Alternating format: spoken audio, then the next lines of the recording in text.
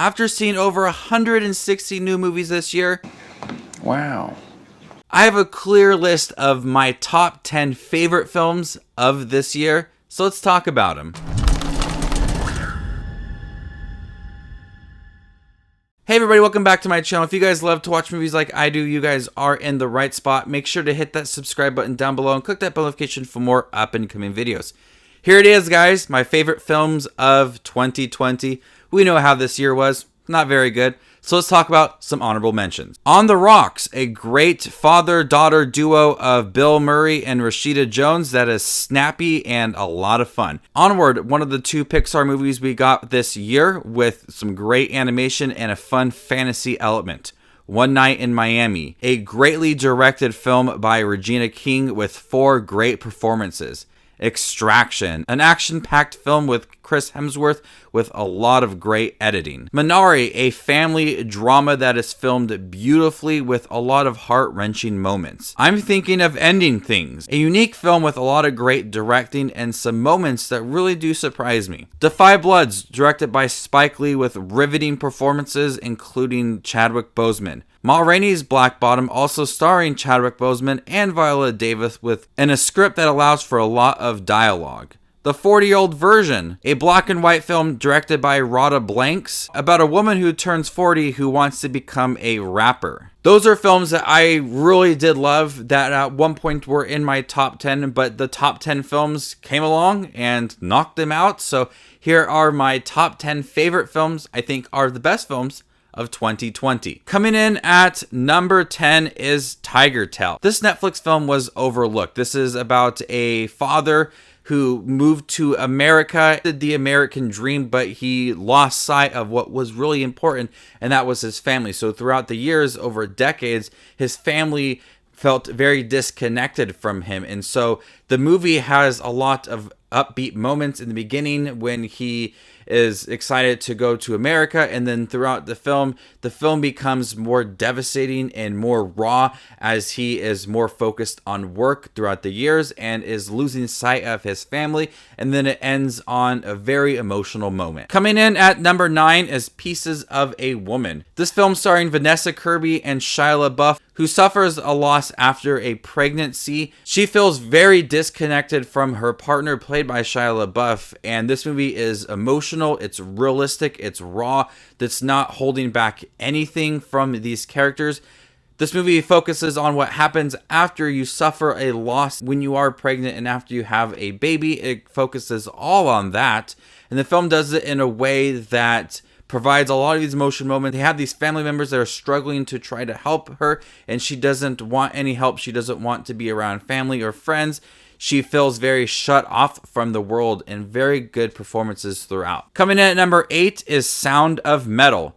I was really surprised with Sound of Metal, especially the sound design for it and how as he started to lose his hearing, the moments became very muffled and distorted and kind of hard to hear. We were experiencing what he was hearing, and it was hard to watch him accept the fact that he was becoming deaf, and he didn't want that. He wanted to continue playing in this band. He was a great drummer.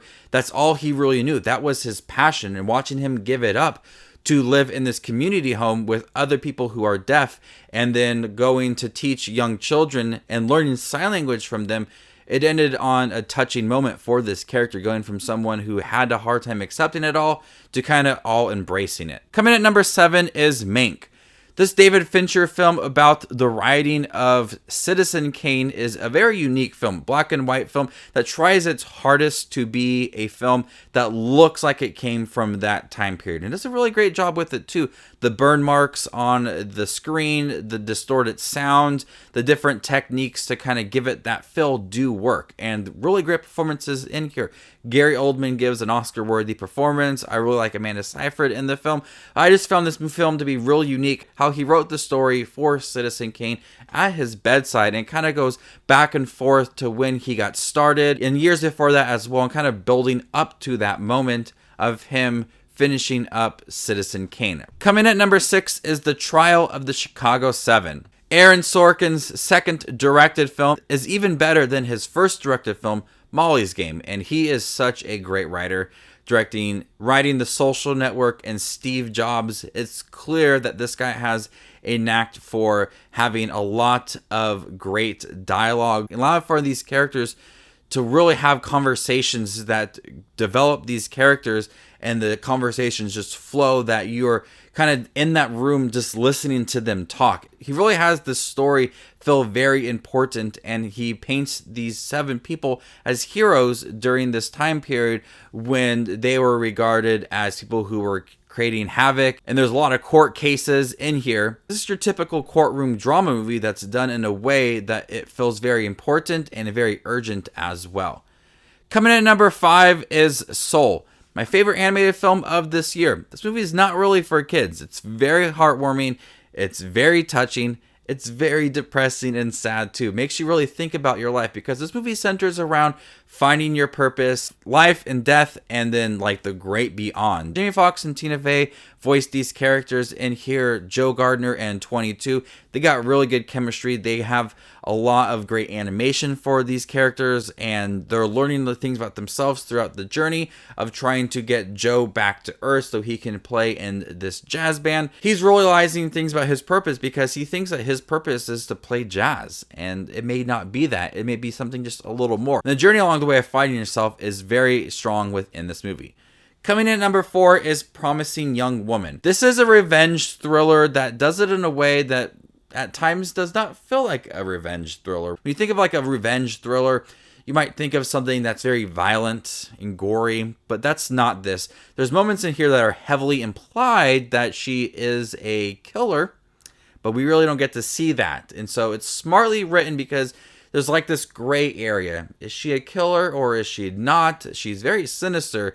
She's unpredictable. She's like a ticking time bomb. We don't know what she's doing behind the scenes of it all. Carey Mulligan is so good in this movie. She's very sweet. She's very kind. And these men want to take her home. And then she goes home with them. And it's like a complete change. Everything is just so different about her. And they realize she may not have been drunk this whole time. And that's what's so fun about this movie, is that 1 second could be very happy and bright, and then the next moment could be very dark and scary. And that's what this movie does so well, is flipping the switch so quickly.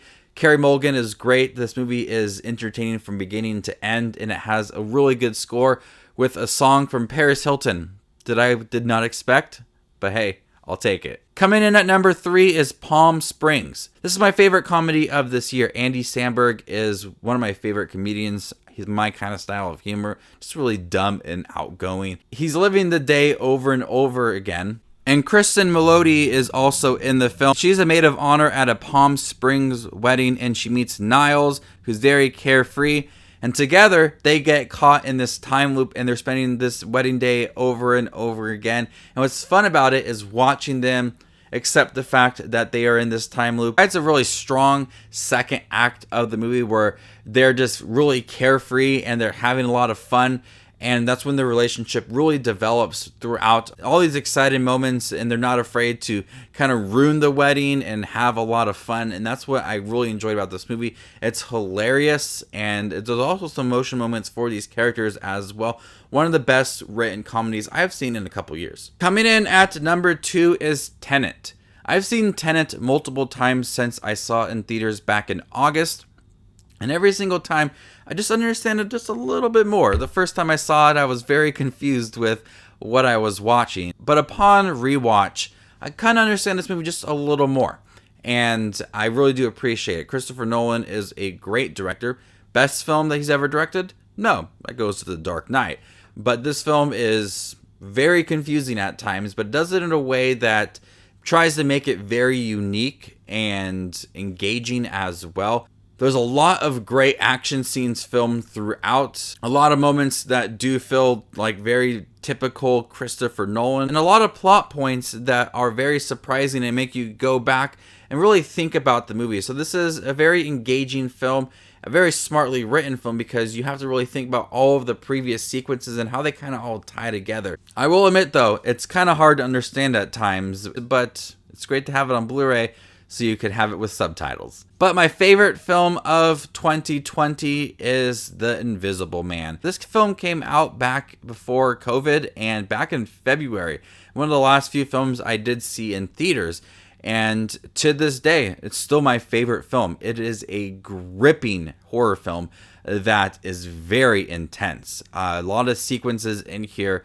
I just kind of lean forward and I'm just like lost in it. Especially the scene where Elizabeth Moss is in the kitchen and she's trying to fight for her life against this man that she dated, the Invisible Man. And the way that it's all filmed, it's so interesting to go back and watch like the special features of how it was filmed, because it's such an interesting movie. And I think that this Universal Monster is one that I've always kind of been drawn to, and so this might have been why I love this movie so much. From right away from the opening, it's very intense and it utilizes the score to its advantage. You feel the threat of the guy, and all of the intensity surrounding it, and how Elizabeth Moss's character is on the edge constantly and nobody believes her. The best thing that works for this film is the fact that you know that he's there, but you don't know exactly where he is. So every moment that she is in this house, chills are going down your spine because you think that he may be here, he may be there. We don't know where he is, and something could happen at any second. So the unknown works within this movie, and it's a film that I thoroughly did love, and it's my favorite film of 2020. It's very tense. I've seen it multiple times since it's been released in theaters, and nothing has surpassed this film this year. Though I have not given a film an A+ this year. That's very surprising. I've given multiple films A+ before, not this year, so hopefully next year we have an A+ film. But The Invisible Man stands as the best of 2020 and my favorite as well. So stick around for more up-and-coming videos. Thank you guys for making 2020 the best year for me on YouTube. I can't wait to get 2021 started. Stick around for more up-and-coming videos. You guys are the best as always. My name is Just Watches Movies, and you guys stay classy, YouTube.